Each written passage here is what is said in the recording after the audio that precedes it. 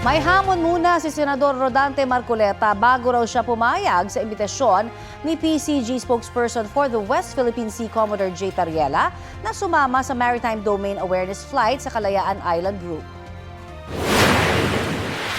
Bago yun, pakisabi nyo kay Commodore Tariela, kasama si Justice Scarborough.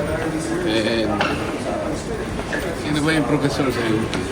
Si Batong Bakal. Para sa isang friendly debate. Bago pa yung pagpunta doon. Para sa ganun maayos natin, para sa kapakanan ng ating. I won't be allowing him to debate about our territorial integrity kasi there's no reason for us to debate about it. I don't get it. You're part of the Senate and you're going to debate on something that would weaken and undermine our own position. Sabi pa ni Tariela sa kanyang panayam sa unang balita, sa unang hirit, bakit sila magdedebate?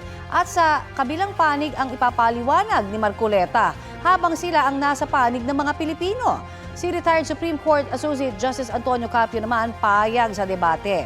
Ang mga topic anya ay kung mayroon ba talagang West Philippine Sea sa ilalim ng batas, pati kung bahagi ba talaga nito ang maritime features ng Kalayaan Island Group. Si UP Institute for Maritime Affairs and the Law of the Sea Director J. Batong Bakal naman hindi sang-ayon sa debate. Tulad ni Tariela, sabi ni Batong Bakal ay hindi din daw dapat pagdebatihan na ang sovereignty at sovereign rights ng Pilipinas.